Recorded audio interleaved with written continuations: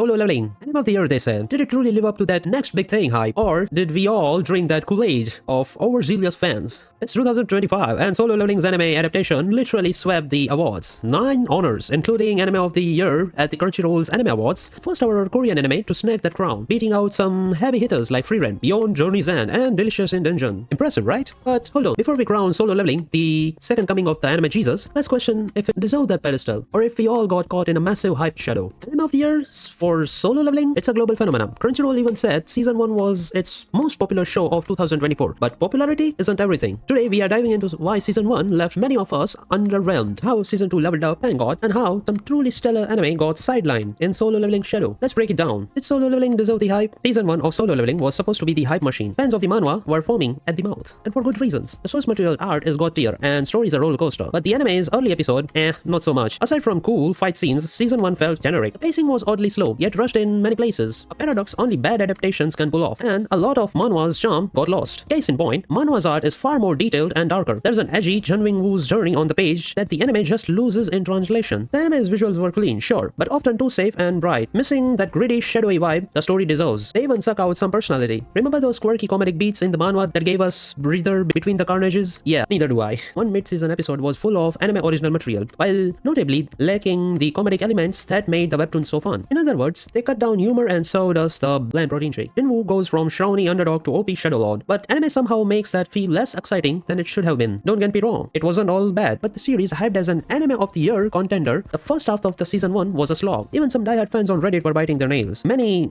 disappointed viewers straight up asked, I don't know why the anime has so much hype when it's so bad. A bit harsh, but you get the frustration. Others noted there is too much hype for Solo Leveling to fail. Yet it's a bit disappointing for manhwa readers who expected way more. The adaptation sped through or outright cut important moments. For example, a scene where showing Jinwoo's colder side after watering down his character development. It's like the anime was power leveling itself and skipped the side quest, which often had good story bits. Honestly, if it wasn't for the final arc of Season 1, we'd be having an eulogy right now instead of celebration. Only in last few episodes did Solo Leveling finally decide to slap us with what we would be waiting for. Jinwoo's full shadow monarch in the making glory. The intensity ramped up, the stakes felt real, and for the brief moment we got a glimpse of that manhwa magic. As some fan puts it, series only really takes off in the later half. Final battle and the job-changing quest arc, actual hype. That was the Sun Jinwoo we signed up for. But man, sitting through 8 to 9 lukewarm episodes for those last 3 bangers felt like grinding 100 hours for a 5-minute spot fight. Worth it, but debatable. Season 2, a second awakening. Finally, entering Season 2, 2025, or as I call it, Solo Leveling's redemption arc. It's as if the animators looked at the Season 1's feedback and did a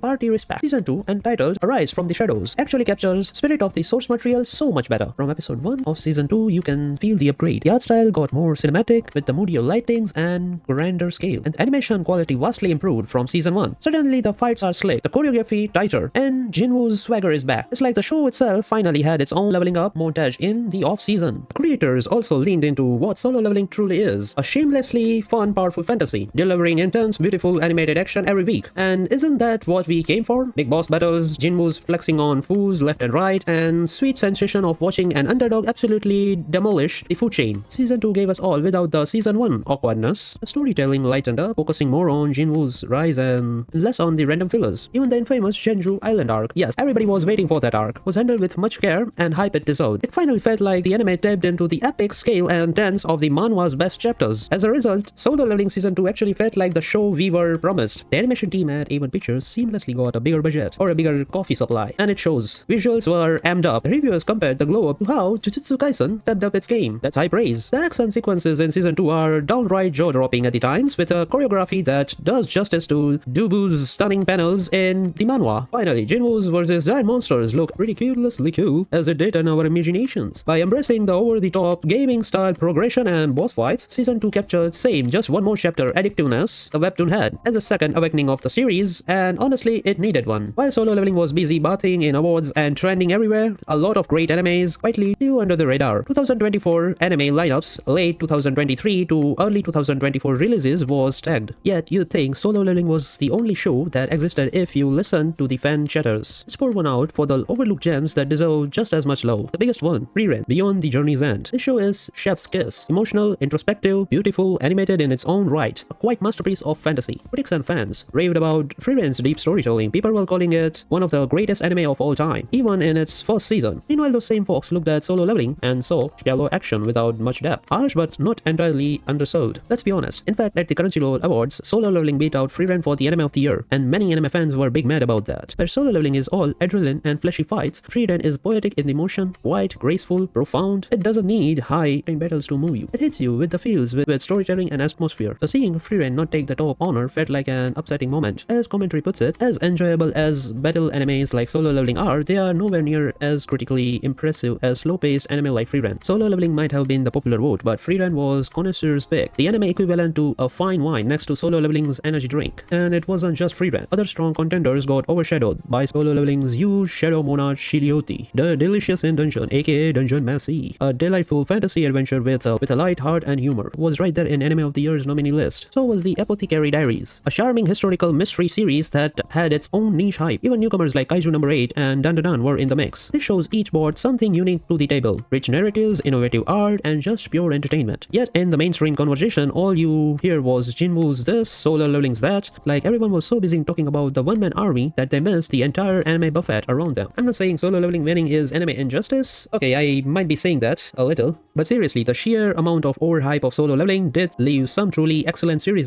unappreciated. If you haven't watched Free Run yet, do yourself a favor. Go watch it. It might not be giant orcs getting stormed, but it all hit you in the soul. Meanwhile, solo leveling can keep hitting things in the face. There's room for both kinds of fun. Conclusion. No hate, just real talk. Look, at the end of the day, I don't hate solo leveling. The manhwa was a gateway drug that got a lot of us hooked on Korean comics and webtoons. And for that, I'm grateful. Seeing it get an anime adaptation at all is like a dream come true for a long time fans. And when season 2 delivers those hype moments, I was right there cheering at the screen or maybe yelling, "Arise" with Jinwoo. Don't judge. Solo leveling brings a ton of fun on the table. Sometimes you just want an OP protagonist, wreck some monsters, nothing wrong with that. But let's keep it real, season 1 wasn't as impressive as people claim, not by a long shot. It rode an tidal wave of hype that it didn't fully earn until the very end. Did it deserve anime of the year over more finely crafted shows like Free Run? In my opinion, nah chief. Popularity contest wins don't automatically mean it was objectively the best anime. It means that it was the loudest in the room, and boy, solo leveling was loud. The good news is season 2 turned things around, and if you are a fan who felt a bit let down initially, I'd say give solo leveling another shot. It's finally delivering on its promise of badassery and honoring the spirit of source material. Plus, humor has even bigger arcs are on the horizon. No spoilers, but if you add up the really crazy stuff from the later in the manhwa, we are in for a wild ride. So do we land solo leveling the anime of the year? And debatable. Solo leveling, fun popcorn anime, worth watching? Absolutely. Just maybe tone down the greatest of all time talk and enjoy it for what it is. A globe story with cool fights and a main character who literally soul carries the show. And when you are done, go check out the unappreciated anime from the same season. Watch Free Run Beyond the Journey's End if you want to feel things in your cold dead heart. Watch Delicious in Dungeons if you want a creative twist on fantasy and to get strangely hungry while watching anime adventures cook monsters. There's a whole world beyond the shadow of Jinwoo. In the end, whether you are team solo leveling or team Free Run or like me, why not team both? It's a great time to be an anime fan. We got a flashy actions, we got a thoughtful storytelling. Solo leveling didn't quite deserve all the hype it got at first, but it did find its footing, and I, for one, am excited to see where it all goes from here. Until next time, happy watching, and maybe happy reading too. Thanks for coming to my tech talk. You can now go level up your anime watch list.